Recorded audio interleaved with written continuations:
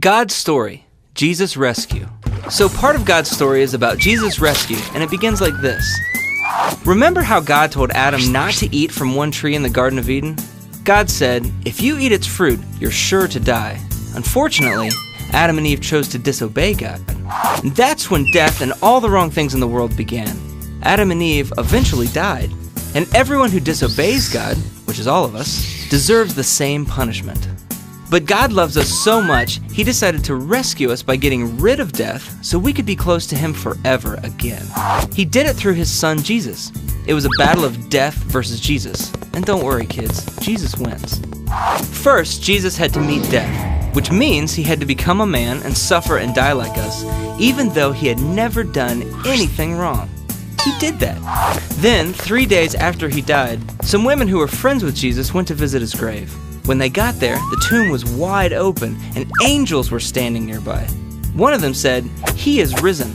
Right away, the women ran to tell Jesus' other disciples that the angel had said Jesus was alive. But their words sounded like nonsense. Imagine telling someone that pigs were flying or a frog had turned into a prince. They probably wouldn't believe you. Those things just don't happen. Anyway, crazy as it sounded, Jesus really was alive. And some people saw Him and started to believe it. Like Mary Magdalene. When Mary first saw Jesus, she was crying and didn't recognize Him. He said, "Why are you crying?" Mary replied, "They've taken my Lord away." Then Jesus said, "Mary." When He called her by name, Mary realized it was Jesus. Then Jesus showed up to two men who were headed to a place called Emmaus. They didn't recognize Him at first either, and started telling Him how sad they were about Jesus. They were pretty surprised when they suddenly realized that they were talking to Jesus. After the men understood He was alive, Jesus disappeared from their sight. Immediately, the same men went to find Jesus' other disciples, who were meeting in a room. While the men were announcing the good news, Jesus appeared in the room too. His disciples thought He was a ghost, but He wasn't. He showed them His scars and ate with them. They realized it really was Jesus. Jesus would appear to more than 500 people over the next 40 days, so there were plenty of people who knew the truth. Then Jesus went back to heaven by rising into the sky.